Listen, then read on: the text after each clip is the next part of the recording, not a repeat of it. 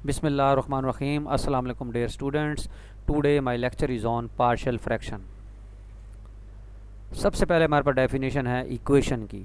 अब इक्वेशन क्या होती है? आपके पास एक ऐसा ओपन सेंटेंस होता है जो फॉर्म होता है by using the sign of equality, यानी ऐसी दो एक्सप्रेशंस हमारे पास हों जिनके दरमियान में इक्वलिटी आ जाए तो उसे हम क्या कहते हैं? इक्वेशन कहते हैं।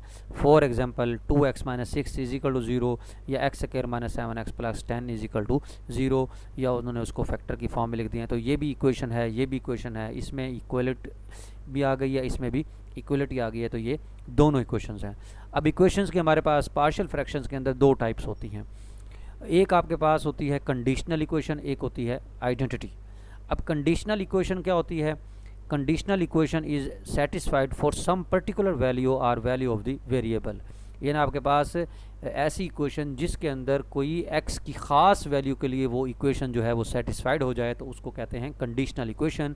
जैसा कि 2x बराबर है 6, तो ये इक्वेशन सिर्फ और सिर्फ x इज इक्वल टू 3 के लिए होल्ड है, इसलिए ये कंडीशनल इक्वेशन है। जैसा कि x square minus 5x plus 6 is equal to 0 है, तो ये सिर्फ और सिर्फ x की 2 और x की 3 वैल्यूज़ के लिए इक्वेशन जो है सेटिस्फाइड होगी, इसलिए इस तरह की जो इक्वेशंस होती हैं वो कंडीशनल इक्वेशन होती हैं। फिर हमारे पास होती है आइडेंटिटी। आइडेंटिटी एक ऐसी इक्वेशन होती है जो x की तमाम वैल्यूज़ के लिए सेटिस्फाइड हो। जैसे आपके पास है, अगर a plus B into x है तो हमने इसको 0 के बराबर नहीं रखना, हमने इसी लेफ्ट हैंड साइड को सिंप्लीफाई करके हमने उसको लिख देना है। यानी अगर a को x से मल्टीप्लाई करें तो ax आएगा, b को x से मल्टीप्लाई करें तो bx आएगा। तो यानी लेफ़्ट और राइट देखें दोनों सेम है। अब यहाँ आप x की जो मर्ज़ी वैल्यू पुट कर दें दोनों साइड पर तो आपका आंसर हमेशा सेम आएगा। तो ये आपके पास क्या चीज़ है? आइडेंटिटी है। तो इसी तरीके से x square plus 7x plus 12 है, तो इसको फैक्टर फॉर्म में उन्होंने लिखा तो x plus 3 into x plus 4, किसी और ख़ास नंबर के बराबर नहीं लिखा, यानी 0 या 1 या 2 के बराबर। तो वो आपके पास अगर हम उसके बराबर लिख दें तो वो x की ख़ास वैल्यूज़ के लिए हो जाएगा, तो वो हमारे पास कंडीशनल इक्वेशन होगी। तो हमने जस्ट इसके फैक्टर फॉर्म में लिख दिया, यानी ये दोनों चीज़ें बराबर हैं, तो हम इसमें x की जो मर्जी वैल्यू पुट करें आपका आंसर सेम आएगा दोनों साइडों पर, तो इसलिए ये आपके पास क्या है? आइडेंटिटी है। अब हमारे पास क्योंकि टॉपिक हमारा है पार्शियल फ्रैक्शन का, तो पार्शियल फ्रैक्शन क्या होती है? फ्रैक्शन का पता हो, फ्रैक्शन क्या होती है? जैसे 1/2, 1/3, 2/3, 2/4, ये फ्रैक्शंस होती हैं।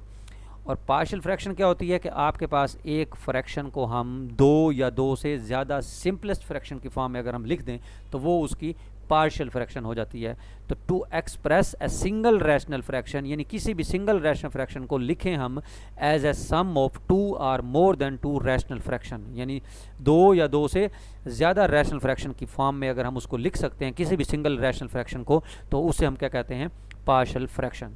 तो by separating a rational fraction into partial fraction results and identity, यानी जब हम किसी भी फ्रैक्शन का, रैशनल फ्रैक्शन का, जब हम उसका पार्शियल फ्रैक्शन कैलकुलेट करते हैं और उसको बराबर लिखते हैं तो वो आपके पास क्या होती है? आइडेंटिटी होती है। यानी अगर आप जैसे फॉर एग्जांपल अगर नंबरों में ले लें, नंबर्स में ले लें, जैसे हम 3/2 को लिख सकते हैं 1 + 1/2, तो ये दोनों बराबर हैं। इसी तरीके से अगर मैं ले लूँ 1/1 + x प्लस 1/1 - x, तो जब मैं इसको सिंप्लीफाई करूंगा तो ये आपके पास क्या बनेगा?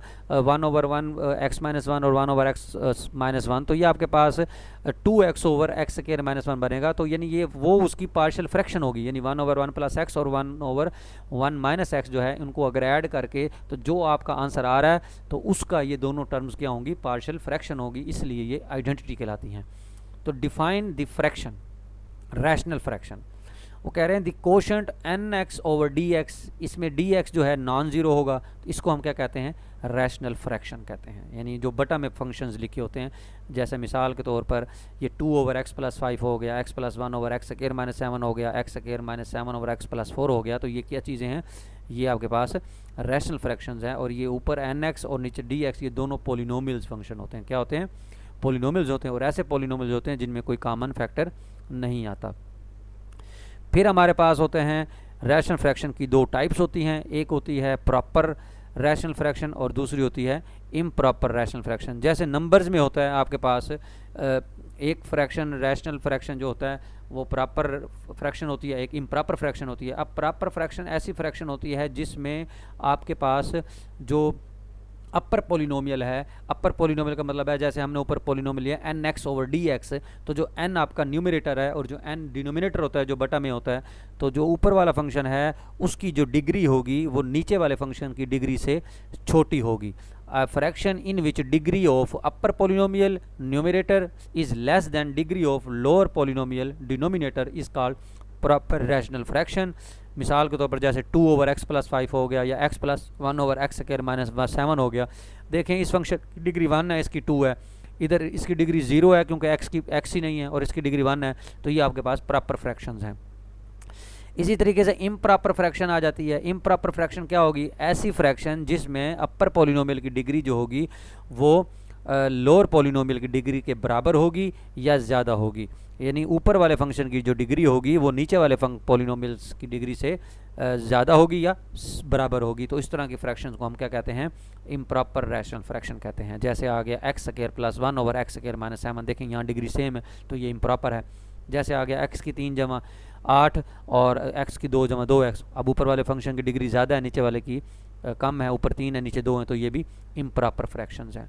तो जब हम किसी भी इम्प्रॉपर फ्रैक्शंस को कन्वर्ट करते हैं प्रॉपर फ्रैक्शन में, तो आपने इसको डवियन एल्गोरिथम के मुताबिक इसको डिवाइड कर देना है। तो डिवाइड करने का तरीका जो है वो ये होता है, what do you mean by the mix fraction? तो मिक्स फ्रैक्शन में यही होता है कि जब हम किसी भी इम्प्रॉपर फ्रैक्शन को हमने सॉल्व करना है तो हम उसको ज़ाहिर बात है प्रॉपर फ्रैक्शन में कन्वर्ट करेंगे। तो कन्वर्ट करने के लिए हमें क्या करना पड़ता है? हमें उसे डिवाइड करना पड़ता है। तो डिवाइड कैसे करते हैं? जैसे फॉर एग्जांपल उन्होंने लिया है 3x square plus 1 over x minus 2, तो ये इम्प्रॉपर फ्रैक्शन है।